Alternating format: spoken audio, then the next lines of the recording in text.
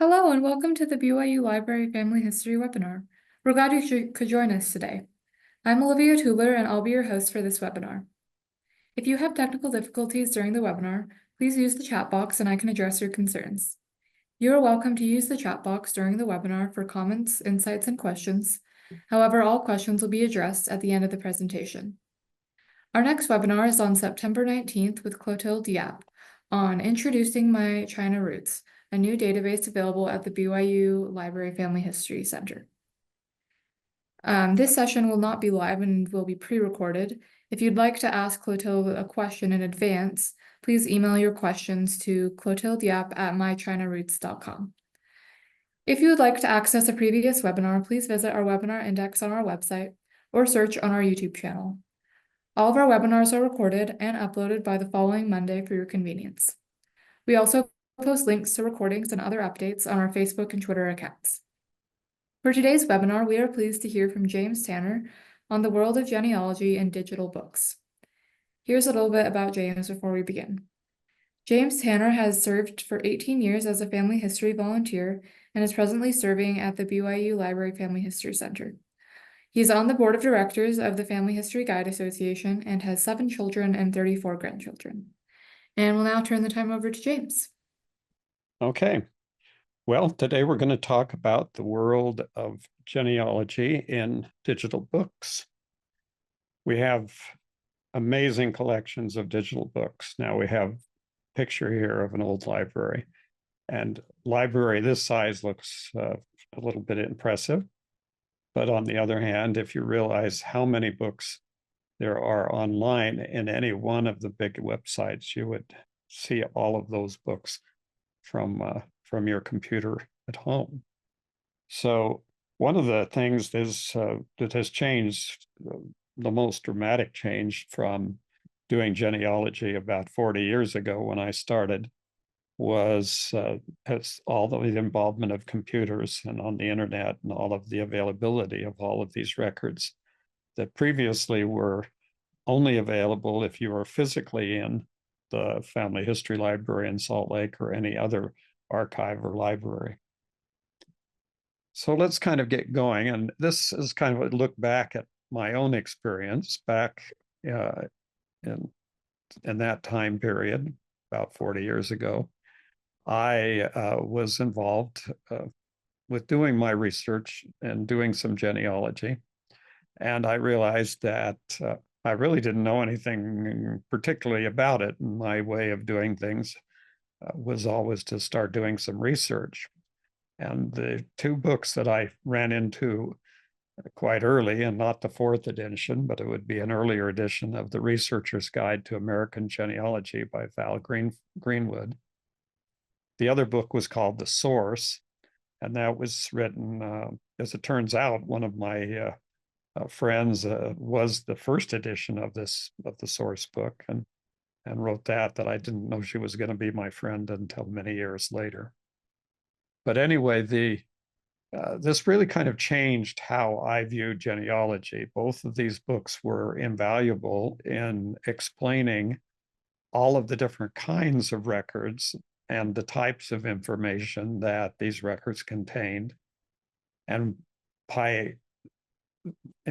this, in essence, gave me a foundation for the kinds of research that I would need to do to continue to add individuals to my growing on my computer family tree. All of these records that I obtained originally, of course, were on paper. I would come to the Family History Library, now the Family Search Library in Salt Lake City, in its previous location, and I would spend a lot of time working on doing research on the records, on the paper records, on books, and where it was available on microfilm. And then I would have to make photocopies of the information and haul the paper back with me to do the research. That went on until I had about a 3-foot high pile of digitized copies from the library.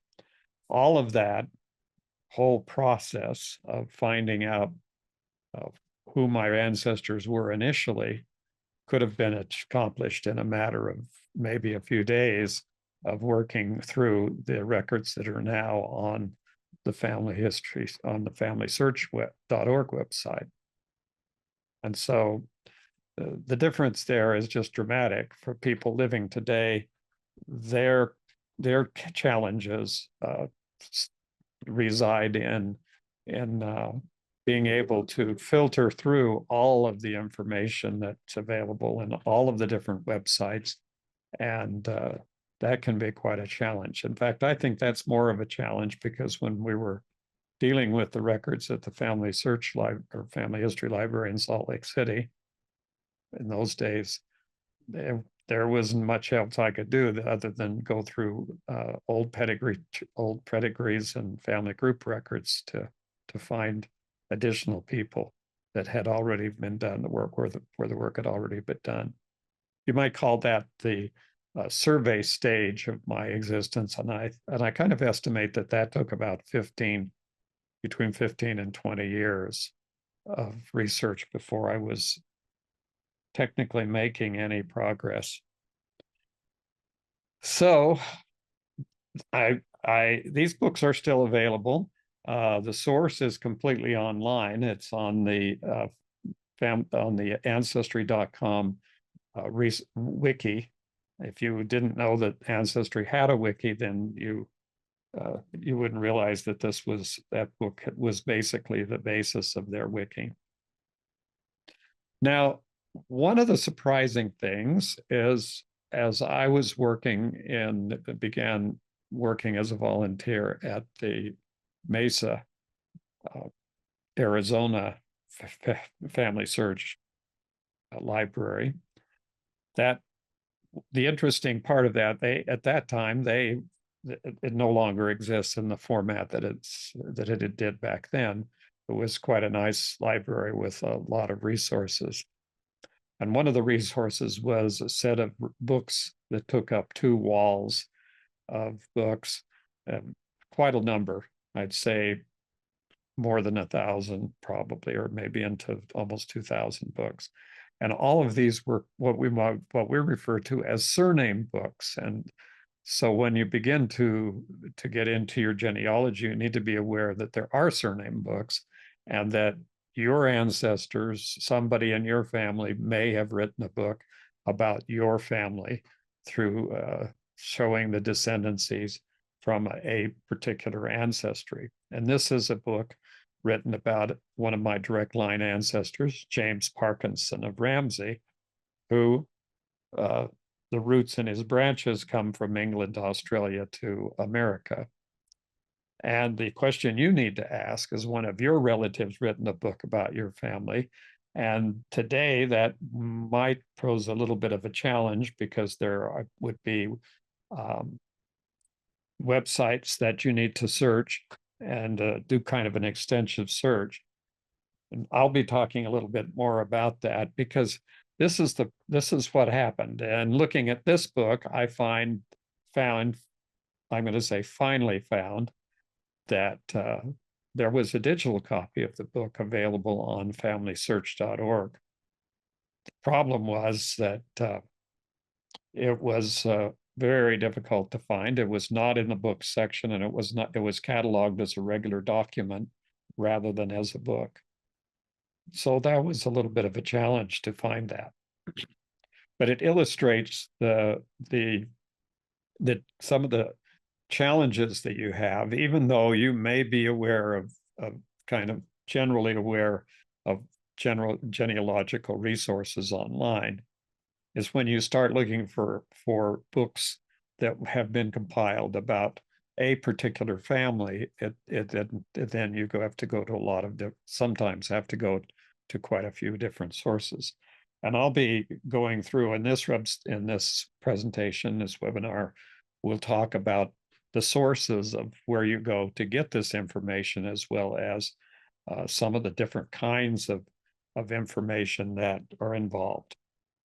So one of the initial concerns is that, and I think it's in a sense the idea that all of the information in the computer, some of which is accurate and some of which is not accurate. And the question, of course, is, are these books that you might come across, like a surname book, are they accurate? And I think the main point that you need to understand about the books, and if you get into this surname books for your family, you may find a book that was published back as far as in the 1800s or even earlier, in the early 1800s. So if you think that that book was written 100 or more years ago, it was when your great grandparents were alive. And if it contains information about the living people and their immediate ancestors, that was information that was supplied by people who knew the people during their own lifetimes. Not that they could record everything accurately, but that's the perspective that they have from going into one of these books that was that have been published back in that period of time. So I just thought I'd go through some of the categories of all the books that that are out there and give an idea of what kinds of books there may be available.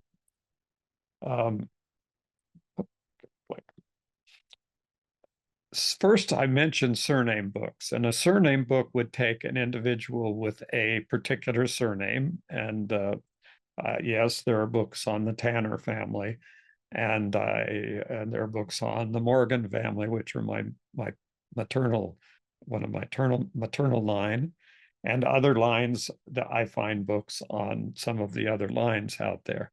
So they have their place and they have their information.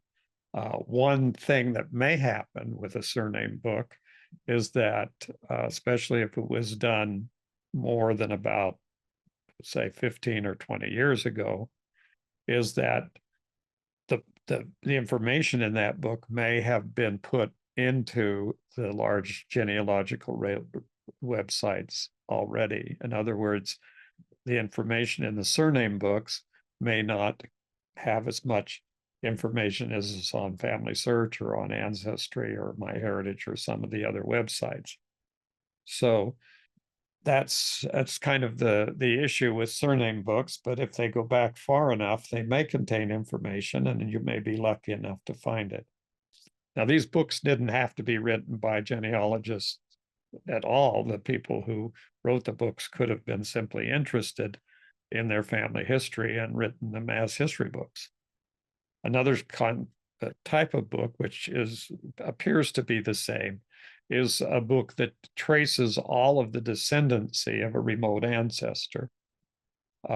So this is called a descendancy book, and it may contain names of living people down at the ends of the lines. If you know how to look at the descendancy view from the records on Family Search, that a descendancy book is basically explaining and identifying all of those pictures, all of those people. Now, one of the things about both these kinds of books that are helpful is that the people who compiled them may have added a considerable number of images. One surname book that we have that is also a descendancy book, because it fulfills both functions, has many photographs. It was written by my great grandmother, and my great grandmother was a professional photographer, and there are literally hundreds of photos in the book of all the different ancestors, as many as she could compile. And so it's a kind of a one-of-a-kind source for information, because some of those photos are not generally available or outside of the book itself. Another kind of book focuses not on the descendancy, but the ascendancy. And so that would be a book written about a person's relationship to a remote ancestor. Let's say you believe that you were a descendant of a famous person, whichever famous person you want to pick. And you wanted to show and write a book about the people who connect you back to that person. And the object of the book, of course, is to develop more information about the remote ancestor. And so this is it's another way of handling the books. There are also a lot of books about famous or outstanding ancestor, famous people. Um, we call them biographies. That's the way that we refer to these books usually. And they may or may not contain uh, a lot of genealogical information. If you happen to be related to one of these people and the biography is well documented, that may give you a lot of information, at least about that ancestor and his or her immediate family. So these are kind of the books that may be helpful, and it may not be helpful in the sense of doing research. Um, there's a little bit of difference here. A famous ancestor, now, for example, in my family, a famous ancestor is someone that our family knows about, but outside of our family, no one would really have known about that person at all. They weren't famous enough to have made a huge impact on any part of the history. But the famous people books and also biographies is another sort of subcategory, and they are ones that are written about noted people. And you can imagine how many different biographies there are of George Washington, Abraham Lincoln, and how extensive and those are.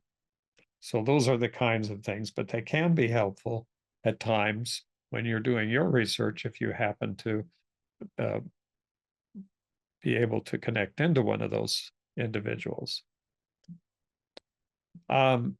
Then there are category books, and the books are written about groups of people who are related in some way. Here in the western part of the United States, we're aware of all the pioneers who settled in Utah, Arizona, Nevada, and California, and Oregon, and Washington, et cetera. And, and so we have a lot of different pioneer books. We also have museums dedicated to pioneers.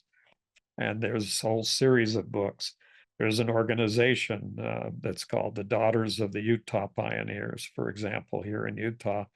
And the DUP, or Daughters of the Utah Pioneers, have published a substantial number of books about the early pioneer people of the western part of the United States. And so there may be books on enslaved people. There may be books on all sorts of different things.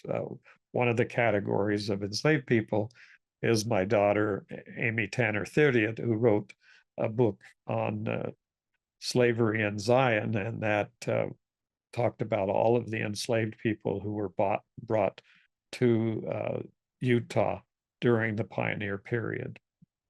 So there's those kinds of books that are available.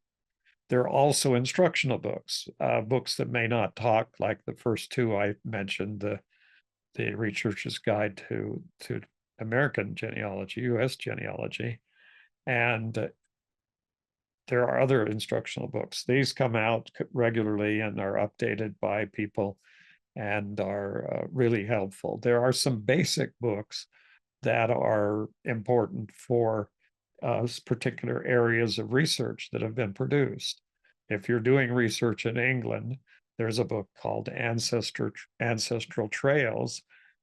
It's the exhaustive explanation of all the British records.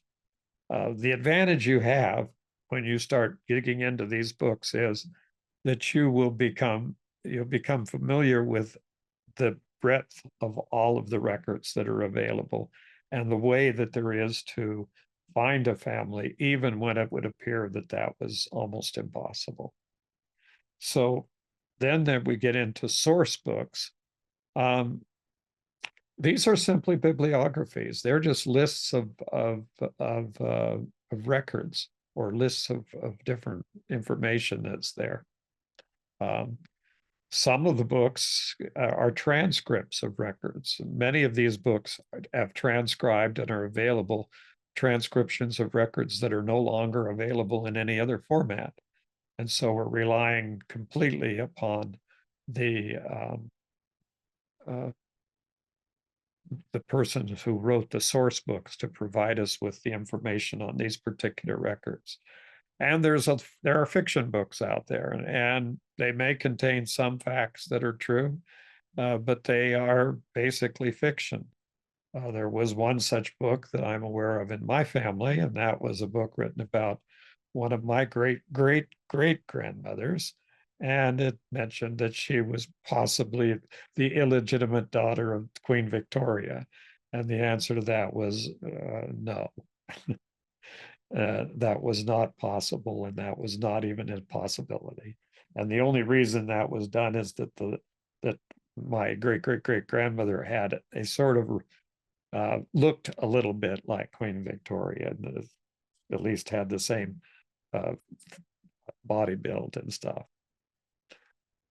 And then there are just historical books that have incidental genealogical information. You never know when you're going to run across that information. Now, as we begin to understand how all of these books are being done, put up online and made digitally available, now we can search a book like that and see if there's information that's valid, as long as the book has been digitized and made available for searches.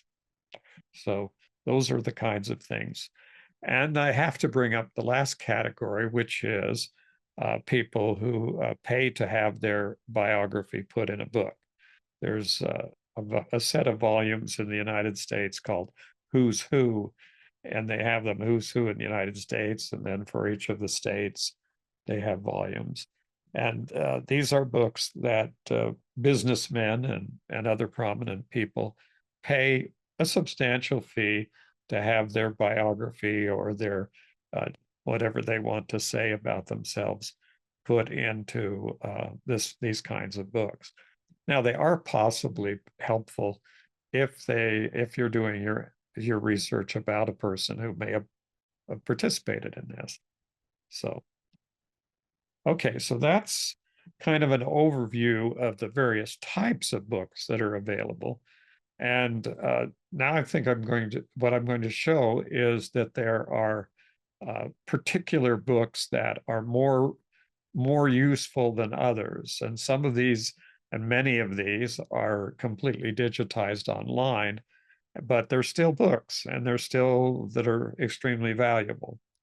This is in Rhode Island. There is an individual named James Arnold that many years ago, beginning in the 1800s, began to compile copies of the births, marriages, and deaths, and eventually ended up with 21 volumes. Many of these records are not available any other place than from his record. The question of whether they're accurate or not is kind of doesn't apply, because we don't have anything to check them against, and so we don't know if the records are highly accurate or not. It may be possible that some of the dates are not right, or the names have not been read correctly, but the books are invaluable, and it's a common way of doing the research in Rhode Island is to start with the Arnold series of books and put together what you need to know from those. They copy the actual records, and so they may have no more than what the original record had. And in some cases, they may have just extracted some information, and there may be additional information in the original records. And so when you're going to go look, you might want to look to see if there are some original records available as well as what are in the books. Now, these kinds of books exist in many of the different parts of the world, not just in the United States, but in other countries, and also exist in many places throughout the United States. So they're a very important part of our ability to do research into ancestry. This is a book of series of books. It's 67 volumes, and it's usually referred to as Glazier and Filby. And that is, and they have done other series of books also. These are indexes to ship passenger arrival records of the German immigrants from 1850 to 1897.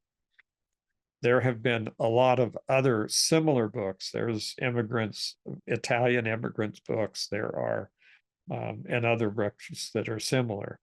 The American Ancestors, the New England Historic Genealogical Society, has created a series of books on all of the people who arrived in America beginning in 1620 with the Pilgrims, primarily through the Pilgrims, those people, not in the other state colonies.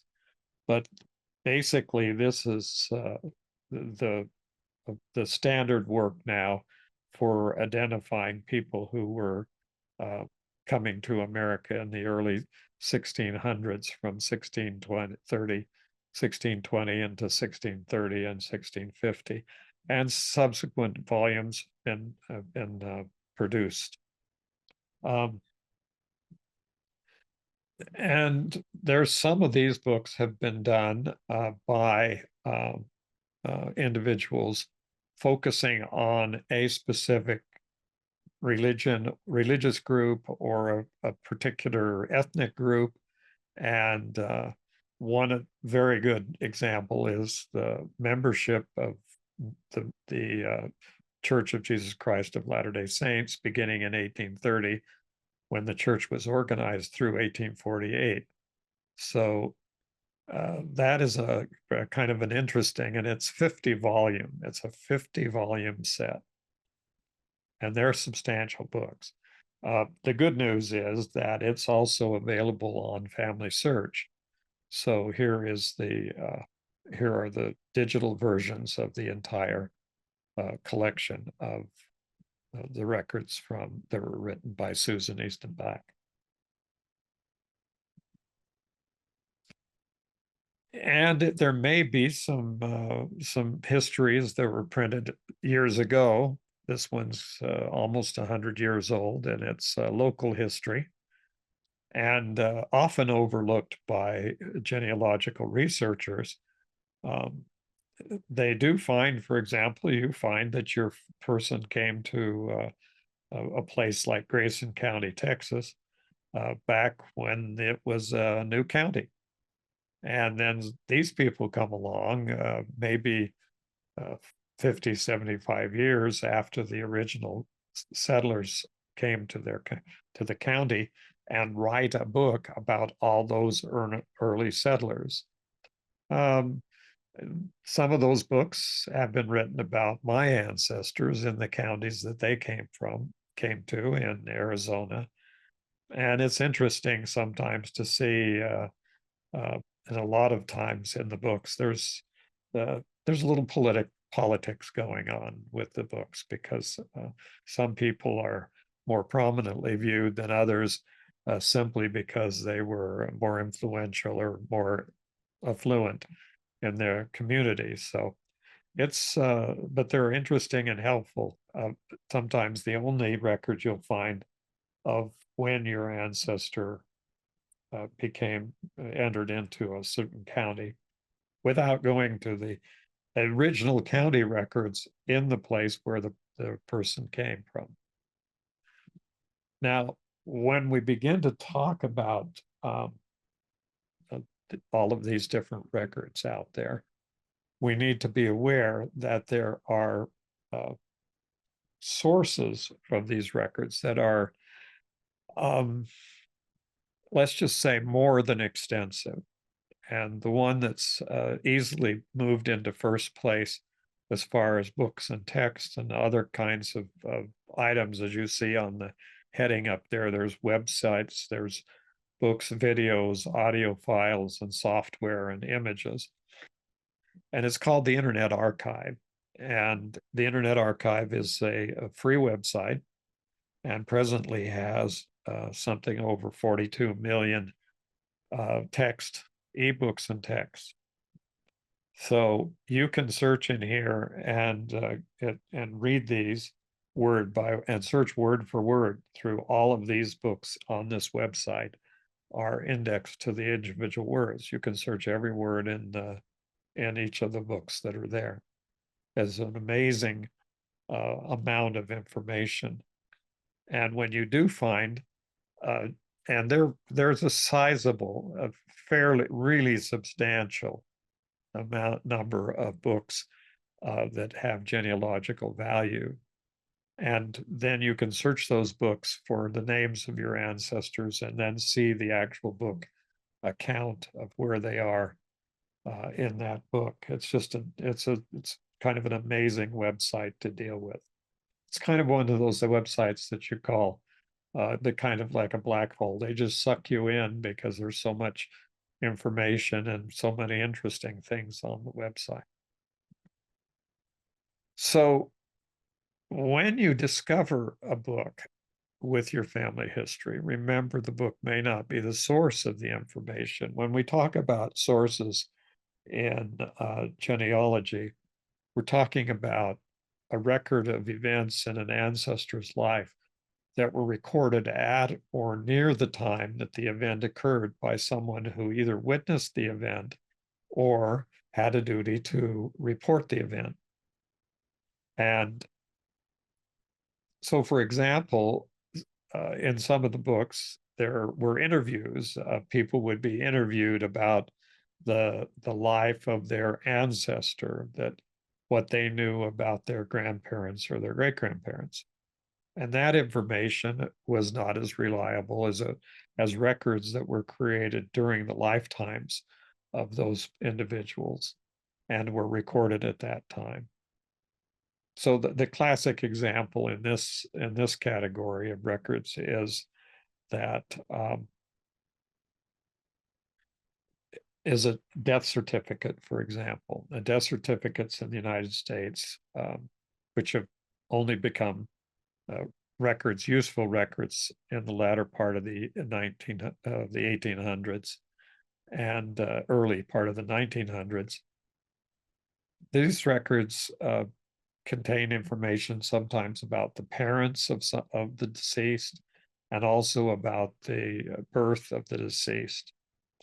Well, neither of those pieces of information is usually available to the person making the record, of, depending on the age, of course, of the individual who is being recorded.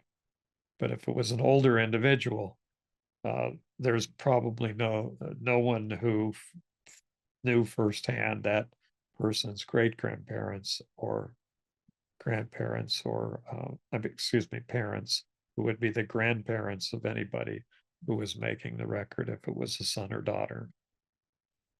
So what I'm saying is that you have to look at any record, and books are important to do this with books, and specifically important because that's because of the information that's contained, and look at it in the context of who reported it, where did it come from, and how accurate could it possibly be. It's kind of the way that we weigh evidence when we're doing scientific or legal type of research.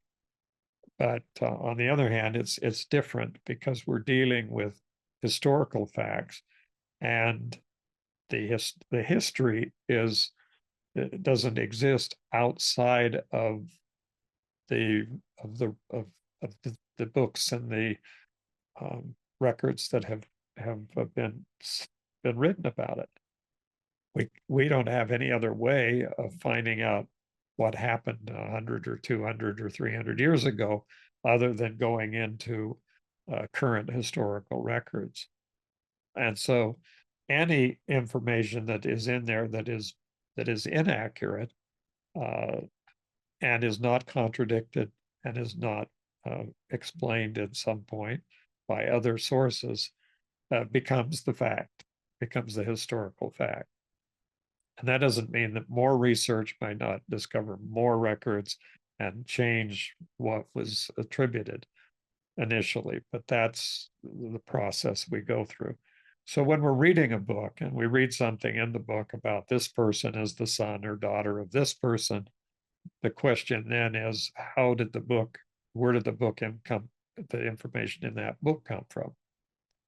Now, one of the lines of research that is often the subject of some genealogists' interest is when they find out that they may be descendants of someone in the royalty, and then they simply get into the books and go back and do research on the royalty. The question there, of course, is there's a point in which the genealogical researcher is no longer looking at original records, is no longer comparing sources, but is simply copying information from some kind of a book or record. And copying information is no longer genealogical research. It's just not genealogy. Even if it's possible that it could be correct, or if it is avowably correct, that people believe that, oh, this is absolutely correct. The answer is that historical records are always subject to finding the next historical record that contradicts or explains or quantifies the original record. Now, one thing that's happening around us is that we are being involved in a huge surge of information coming from artificial intelligence. And the way that artificial intelligence will help us ultimately find more information is usually not what they're talking about in the news. If you're reading news articles about artificial intelligence, you probably are getting information that doesn't have much to do with genealogical research. I haven't found hardly any of the information about how artificial intelligence or AI is affecting genealogy. The fundamental thing that AI is being accomplished is to be able to read handwriting, meaning script that goes back in time. And that is a tedious and sometimes very, very challenging thing to do, just to read this old handwriting. What has happened in the last couple of years is that the ability of the AI programs to read handwriting has exceeded the capability of some of the most capable genealogical researchers. And so a lot of records, millions and millions of handwritten records, are now being digitized. They're digitized already. They're now being subject to handwriting recognition, that creating a text of the document in whatever language, and then the text is made by computer-aided indexing, is put together in a way that it can be used. And so websites like Family Search are using AI to index and produce records that are searchable in the millions and millions of records a week, and actually coming in almost daily. So let's suppose that I ask a question. In this case, I was using an AI co-pilot, AI chatbot called Copilot by Microsoft. This is Microsoft Copilot. And I said, can you find me some genealogy books about my family, the Tanner family from Rhode Island? And they immediately came up with these 3 books. Now, and of course, a number of ads for people wanting to sell those books to me. It's always interesting to me that somebody will try to sell a book like the one that's the third over that says William Tanner of North Kingston, Rhode Island, and his descendants in the book. And it's a reprint of the book for $42.95 when the book itself is on a number of websites. It's on the Internet Archive, it's on Family Search's book collection.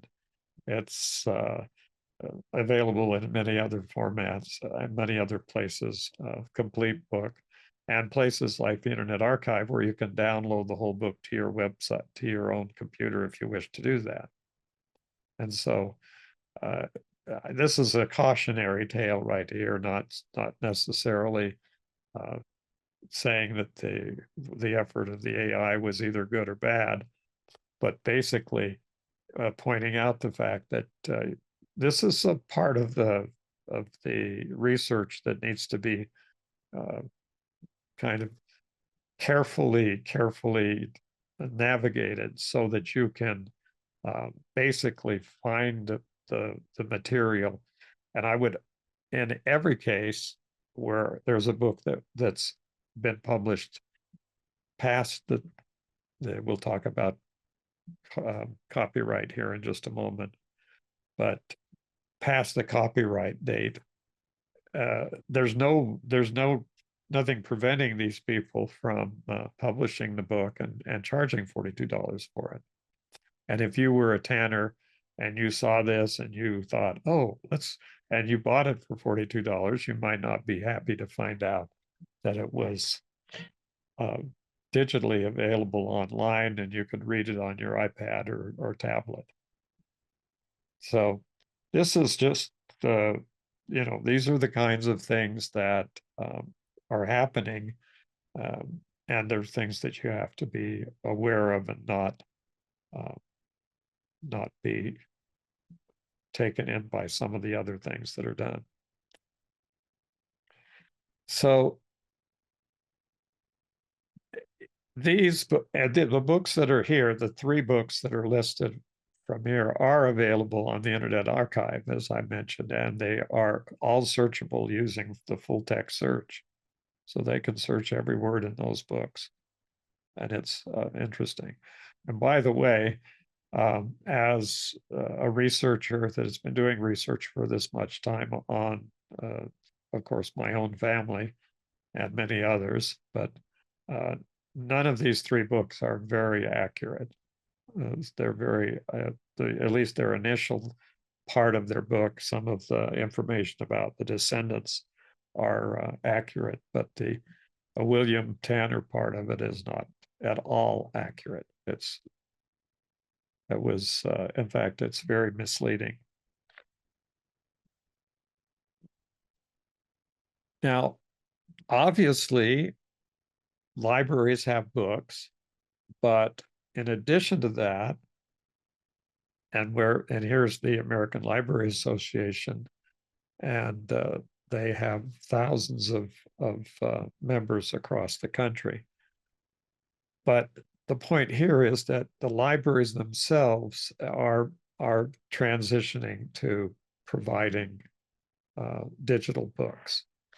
And both my wife and I like to read, and we like to read things that aren't necessarily directly or indirectly involved with genealogy. We use a link through our public library. In fact, what we've done is when we lived in Arizona, we had this link to the Maricopa County Library Association, Library Consortium of all the Maricopa County libraries. And they have a very large offering of books from all the libraries in the Maricopa County District online. And it's not exactly free because we have to maintain a library card in Arizona in order to continue to use the books, but they do that. And you might be able to find one of the libraries that you like a lot has that possibility that if you live outside the state or the county or wherever, that you could pay an extra fee and get access to all their digital offerings. And then, of course, we have access through the digital library here in our own city library in Provo, Utah.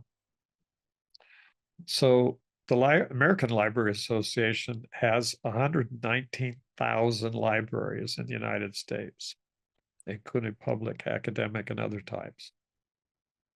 And having looked at a lot of libraries, this is something that our family's been known to do, is when visitors come from out of state, that we haul them down to look at the library. And that has happened on more than one occasion. But being known for that is great as far as we're concerned. And one of the things about that is that we visit a lot of libraries.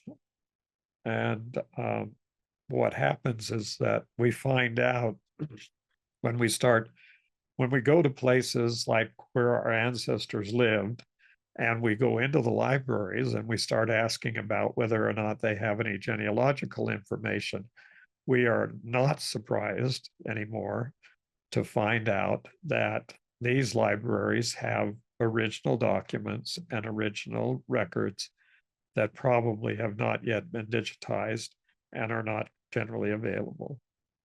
So when people say they've searched everywhere for looking for their ancestors, my answer back is, how many of the libraries where your ancestors lived have you visited personally and done the research and found out what they had?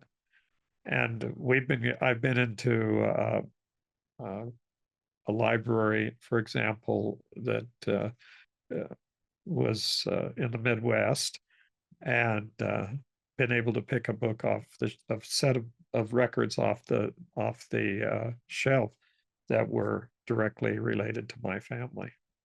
So libraries are very important, and a lot of them have digital collections, and that may also make them even more good.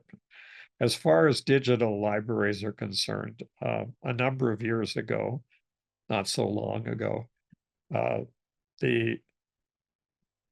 a group of libraries in the eastern part of the United States, in Boston, headed in the Boston Public Library, began an effort to create a digital public library of America. And this has been open for a long time. Its website is dp.la. So if you go to dp.la, you'll go directly here to the Digital Public Library. Presently, and they're very aggressive in finding and getting information. And as they've done that, they've been getting information in a lot of areas, including family research, and have a lot of original records and family Bibles and maps and things. And I'm not saying they may not be available in other libraries, but it's very likely that this is one place where they're going to start to show up, even if they aren't in any other libraries. And this is the dp.la Digital Public Library of America. You can see the types of information that they have. They have specialized programs that will help you search the library also. For libraries, there's always Worldcat. Worldcat.org is the preeminent catalog of all the catalogs. And there are over 2 billion records on this website. I imagine there's more. That's been a couple of years since they announced 2 billion, and I'm sure they're getting close to 3 billion. And what they have here is catalogs of every possible book. And what's happening now is that the libraries are using the Worldcat to catalog their books. So the Worldcat catalog is becoming the catalog for a lot of the libraries that are out there, especially university libraries. So it's worldcat.org, and you can see that there was 1.5 million results. Now, FamilySearch.org has a book section that has over 500,000 genealogy books. And in every category, a lot of local histories, a lot of books, and many of the books on the Family Search Library are in the books catalog are books that only exist in a single copy. So there are lots of people who've written their life history and have donated the book to the Family Search Library. And that was the only copy of the book. That may be one or two copies or more in the family, but they're never ones that are available to the public. So this is a tremendously valuable library. And the point here is that eventually all of the books in the Family History Library and the Family Search Library in Salt Lake City will be digitized and made available online, except the ones that are copyright protected. So this is where we get to the stumbling blocks. These are the problems that we encounter in finding information in any way, but it seems to be more obvious when we start to look for books, and that is availability and copyright. One thing is to find out if the book is available, especially if it's a physical book, and the other is to find out if it's copyright protected. And the reason why this makes a difference is that if it's copyright protected, it's not going to be digitized and available online to be read. Now, there are libraries that can get around that, but there's currently a lawsuit that's pending in the federal district, in the federal court system by publishers against the Internet Archive that is testing the issue of whether or not libraries can loan books out digitally that are copyright protected. So you may be reading books on Libby or Overdrive or one of these other library mechanisms, but that's right now being challenged by a group of public publishers who claim that their copyrights being violated, even though the library may have a physical copy of the book and only let out one copy of the book at a time. They're still maintaining that's a copyright violation. And so we'll see what the eventually Supreme Court of the United States does with that case. This is a copyright, and this is from Cornell University, and it is the best and one of the few summaries of U.S. copyright law that exists. And it's easy to find, just put in Cornell University copyright, and it will come up, and you'll be able to look at this summary of all of the laws. Now, when I started this was 2 pages long. And I'm just going to kind of scroll through it so you can see what it's developed over the last few years.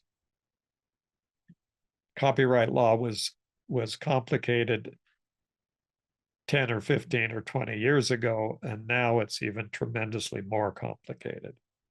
And when people ask me, and I spend a large part of I spend a significant part of my interests in intellectual property and learning about it, because I was writing and I was publishing and I was helping other people to publish. And so I became very much interested in copyright.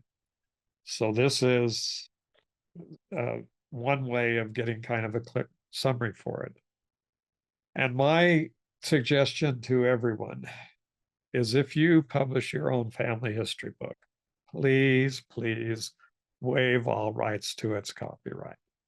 Most of the places where you can donate a copy of the book to the library will basically have a form that says you waive your rights to copyright. You have to be the copyright owner, which is sometimes complicated. But if you waive that right, then people can use the book. They can actually search it. They can see it in digital form. They can do, see what's in the book.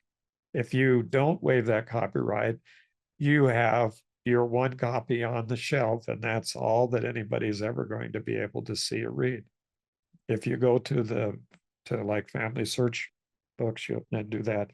They'll say, no, you can't read this book because it's copyright protected. So back to finding some books. I'm going to cover these real quick. The Hathi Trust. You may never have heard about this, but it has a tremendously large collection of records that exceed 18 million volumes, fully searchable, part of which are in the public domain and part of which are only available in university libraries. But it's another big trust called the Hathi Trust. And then there's Europeana.eu. This is 50 million items in a library for all of Europe, all of the the European Union. And then there's Trove, which is 14 billion digital items on almost any possible topic around the world. In fact, that book I mentioned about James Parkinson is in their collection also. And their books are available. The Trove is available. It's Australia's National Library of Australia, and most of the information is available only if you have a library card. But there's a lot of other things that are available on the website. There's also books.google.com. At one point, Google's goal was to digitize every book that had ever been printed. And they ran into a big lawsuit that went to the Supreme Court, which they eventually won. And now they're back, but they don't ever tell you how many books, but you can basically use this to try to find books, some of which are available in complete editions. They have 3 levels. They have preview, selections, and then full book view. Open Library is associated with the Internet Archive. It is a more current library. It's strictly a library, and it have the books that you might be reading right now, and they're all free, and they're all can be checked out for 2 weeks, and then they check themselves back in. So this is a real library, and it has a couple of million books in it, which is probably a lot more than your local public library has. So there's always more books and sources for genealogy. This is one of the rules of genealogy, is that there's always more sources. It may not seem possible that I could say that, but my experience is that every time anyone comes and says that they've looked everywhere or there's no more records, we have been able to find additional records, and we've got additional ways to look at it. Now there might be I'm really, historical records are finite set. I mean, they're not truly always more books and sources, because if we go back in history, we get back into the 1300s, and basically you're in the Middle Ages, and those books are still, but there's still huge collections of records that haven't been found. Now, this partially came about from my working in the Maryland State Archives for Family Search, digitizing records, because there were so many that were never known. So keep learning, and thanks for watching. Thank you so much, everyone, for joining us today. We hope you will join us for our next webinar, which is on September 19th with Clotilde Yap on Introducing My China Roots, a new database available at the BYU Library Family History Center. Note that this session will be live and we will be pre-recorded. And if you'd like to ask Clotilde any questions during this talk, please email your questions in advance to clotildeyap@mychinaroots.com. A recording of this webinar will be made available next week. You can view that on our YouTube channel or on our website. If you have any comments or questions, you can always email us at fh_webinars@byu.edu or follow us on Facebook and Twitter. Thank you and have a wonderful week.